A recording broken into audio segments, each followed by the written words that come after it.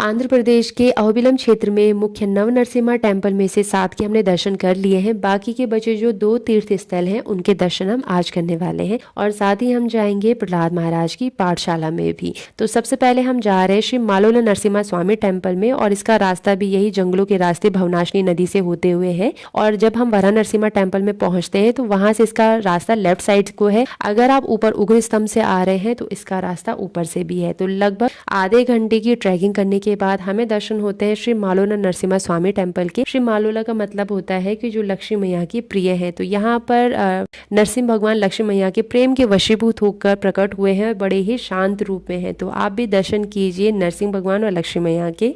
तो यहाँ भगवान नरसिम्हा और लक्ष्मी मैया के दर्शन करके मंदिर की परिक्रमा करने के बाद अब हम निकल पड़े हैं प्रहलाद महाराज की पाठशाला की तरफ। यहाँ से देखिए वो नीचे जो मंदिर दिख रहा है अहोबिला नरसिम्हा टेम्पल है। तो ये तीनों मंदिर थोड़े आसपास ही हैं। यहाँ पर आप दर्शन करने बहुत आसानी से आ सकते हैं। तो श्री मालोला नरसिम्हा स्वामी टेम्पल से हार्डली 15 मिनट की दूरी पर स्थित है प्रहलाद महाराज की पाठशाला। तो फाइनली हम यहाँ पर पहुंच चुके हैं और ये है प्रहलाद महाराज का प्ले ग्राउंड। तब इसी जगह पर वो अपने सहपाठियों के साथ खेला करते थे।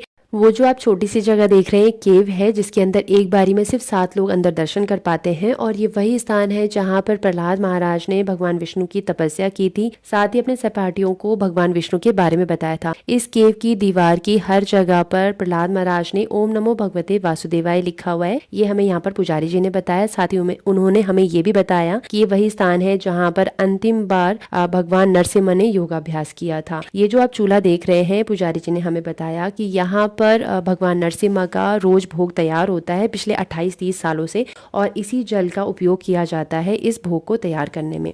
साउथ में हमारे लिए लैंग्वेज बैरियर बहुत ज़्यादा था। तो अगर कोई मेरे चैनल पे साउथ का है और कहीं पर अगर मैं रॉन्ग हूँ तो प्लीज़ मुझे करेक्ट ज़रूर करना। आगे जो माउंटेन का हिस्सा है उसे गरुड़ाद्री या फिर गरुड़ाचल कहा जाता है। गरुड़ देव ने भगवान नरसिम्हा के दर्शन के लिए किस तरह से तपस्या की थी और फिर भगवान नरसिम्हा ने दर्शन दिए थे। तो इस पहाड़ में आप अगर ध्यान से देखेंगे तो गरुड़ की आकृति दिखाई देती है, इसीलिए इसको गरुड़ाद्री या फिर गरुड़ाचल कहा जाता है। यहाँ से दर्शन करके अब हम जाएंगे भार्गव नरसिम्हा टेम्पल के दर्शन करने के लिए। लेकिन इससे पहले भवनाशिनी नदी के शीतल जल में पैरों को थोड़ा सा रिलैक्स करेंगे और फिर आगे की यात्रा शुरू करेंगे। तो यहाँ पर जो हमारे साथ और दर्शनार्थी बैठे थे उनके तो यहाँ पर फ्री में फिश पेडिक्योर चल रहा था। काफी सारी फिशेस थी यहाँ पर जो कि उनके पैरों पर आ भी रही थी।